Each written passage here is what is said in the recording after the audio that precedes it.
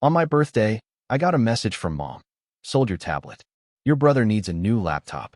Be grateful we feed you. Then she added, also, you'll pay his tuition, $7,000 by Monday. I stated, no chance. She responded, then leave. You're cut off. So I departed quietly. The next morning, they found what I left on the table. Now my brother's panicking, my dad's screaming, and my mom's contacting every number she knows. I, 22M, thought my 22nd birthday would be different this year. Maybe a cake. Maybe my family would remember I existed for once. Instead, I got a text message that changed everything. The message came while I was sitting in my tiny dorm room, staring at the single cupcake I'd bought myself from the campus store. My phone buzzed, and I saw Mom's name. For a split second, I actually smiled. Maybe she remembered. She told me she'd sold my tablet. The one I'd saved for months to buy, working double shifts at the campus bookstore. She said my brother needed a new laptop for his engineering program, and I should be grateful they still fed me when I came home. Then came the real kicker. I needed to pay his tuition. $7,000. By Monday, I stared at that message for a solid 10 minutes. My hands were shaking. This wasn't the first time, but it was definitely the boldest. For as long as I could remember, everything good that came my way somehow ended up belonging to my brother. My birthday money, my graduation gifts, even the car I'd worked summers to help pay for, all redirected to the golden child. I typed back that there was no chance I was paying anyone's tuition. I barely had enough for my own expenses, and I was already working myself into the ground just to stay afloat. Her response came fast. I was cut off. Done. I could leave and never come back if I wanted to be so selfish. The funny thing was, I felt relief. Pure, clean relief flooding through my chest like I could finally breathe again. I'd been waiting for this moment without even knowing it. I packed my stuff that night. Not much to pack, really. They'd taken most of the good things over the years anyway. I threw my clothes in a duffel bag, grabbed my laptop and the few personal items that actually belonged to me. The drive home took 2 hours, and I spent every minute planning. The house was dark when I arrived. They'd probably gone to bed early, satisfied that their ultimatum would bring me crawling back by morning with my wallet open. I let myself in with my key and went straight to my old room. Everything was exactly as I'd left it, except my tablet was gone from the desk. Of course it was. I sat down and pulled out my laptop, fingers moving across the keyboard with purpose. See, there were things my family didn't know about me. Things I'd never bothered to mention because they never bothered to ask. Like the fact that I'd been managing the family's finances since I turned 18. Dad had thrown the responsibility at me during one of his work stress meltdowns, saying I was good with numbers and he didn't have time for it. I'd been paying the bills, managing the accounts, handling the insurance, dealing with the mortgage company. For 4 years. They never asked how it got done, just expected it to happen. And it always did. I had access to everything. Every account, every password, every automatic payment. I was listed as an authorized user on most of their financial accounts because it made managing things easier. They'd never bothered to remove me because that would have required them to actually take over the tasks themselves. I spent 3 hours that night methodically going through every account. I didn't steal anything. I'm not a criminal. But I removed myself from everything. Every account where I was listed as authorized, every automatic payment I'd set up, every financial management tool I'd organized for them. I canceled the automatic payments for the mortgage, utilities, insurance, car payments, all of it. I removed the saved payment methods from their accounts that I'd set up over the years. I deleted the spreadsheets I'd created to track their expenses and budget planning. Then I drafted a letter. Simple and to the point. I explained that since I was no longer part of the family, I was no longer managing their financial responsibilities. I listed every account I'd removed myself from, every automatic payment that would no longer process, and every upcoming bill they'd need to handle manually. I mentioned that the mortgage payment was due in 5 days, utilities in 3, and my brother's tuition payment they demanded from me was actually coming out of their joint savings account automatically. A payment I'd set up months ago when they'd first mentioned struggling with the timing. That automatic payment was now canceled too. I left the letter on the kitchen table, placed my house key on top of it, and walked out.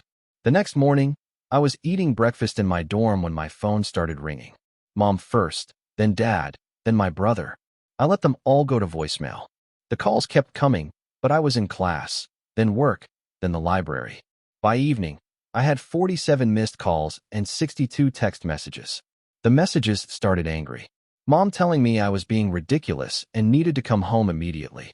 Dad demanding I fix whatever I'd done to their accounts. My brother asking why his tuition payment had been declined and why everyone was yelling at him. By afternoon, the tone had shifted. Mom was asking me to please call back. Dad was saying they needed to talk. My brother was apologizing for the laptop thing and asking if I could help them figure out what was wrong with their bank accounts. By evening, they were panicking. Mom was texting that she'd been on hold with the bank for 3 hours. Dad was saying the mortgage company claimed they had no payment method on file.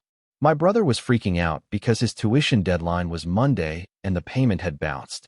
I finally responded with a single text to the family group chat. I told them I'd warned them I wouldn't pay my brother's tuition, and I'd meant it. I explained that I was no longer managing their finances since I was no longer part of the family, per their decision. I suggested they contact a financial advisor or accountant to help them get organized. Then I blocked all their numbers. Update 1. The blocking didn't last long. They started calling from work numbers, friends' phones, even the landline at home.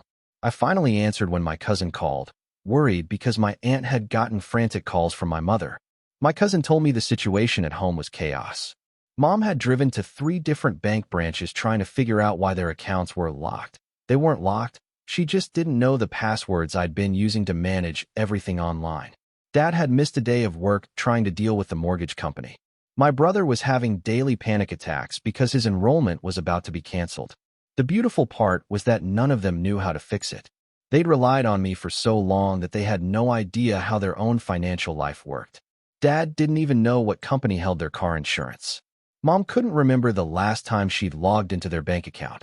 My cousin asked if I was really going to let them lose the house over this.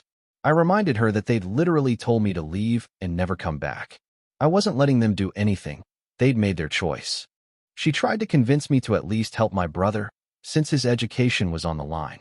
I asked her if she remembered my 16th birthday, when my brother had crashed the car I'd been promised, and they'd given him mine instead.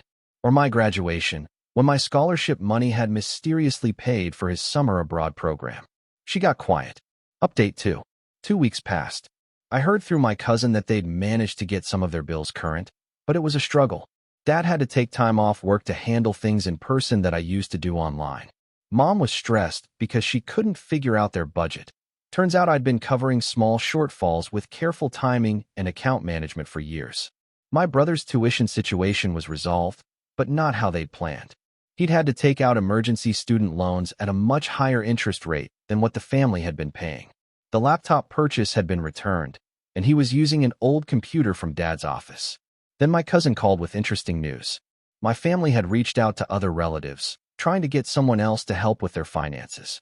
They'd discovered that I'd been quietly managing money troubles they didn't even know existed. Apparently, I'd been juggling due dates and transferring small amounts between accounts to prevent overdrafts for months.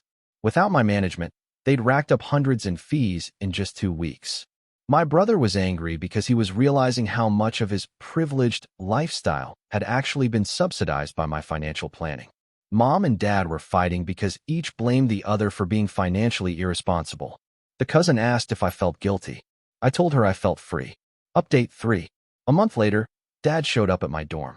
I was surprised to see him. He looked tired and older somehow. He asked if we could talk, and I agreed to grab coffee in the student center.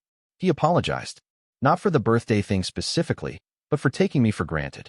He said he hadn't realized how much I'd been doing behind the scenes. The financial management, the problem solving, the constant juggling to make their lifestyle work on their actual income. He admitted they'd been living beyond their means for years, and I'd been the one making it work without them even noticing. Now that they had to handle everything themselves, they were seeing the real picture for the first time.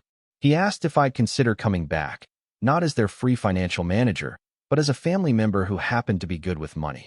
He offered to pay me for financial consulting if I wanted to help them get organized again. I told him I'd think about it. But honestly, I already knew my answer. They'd taught me my worth to them, and it had nothing to do with being family. I'd been an unpaid employee who happened to live in their house. The moment I stopped being useful, they discarded me without hesitation. Now they wanted me back because they needed my skills, not because they missed their son. I finished my coffee and told Dad I'd be in touch. I never was. 6 months later, I heard they'd sold the house and moved into something smaller. My brother transferred to a cheaper school. Mom got a part-time job to help with expenses. They'd learned to manage their own finances, though not as efficiently as I had. And me? I graduated summa cum laude, got a great job at a financial planning firm, and started building a life with people who valued me for more than what I could do for them. Sometimes I wonder if they understand what they lost. It wasn't just a financial manager.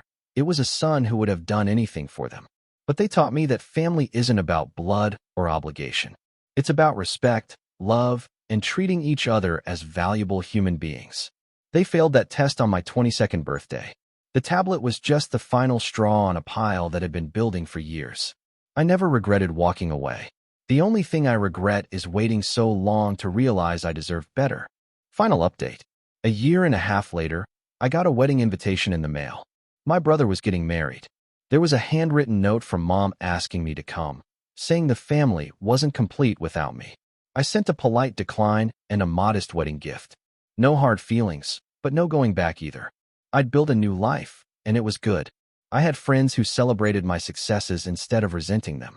I had a girlfriend who thought my financial skills were impressive, not something to exploit. I had a future that belonged to me.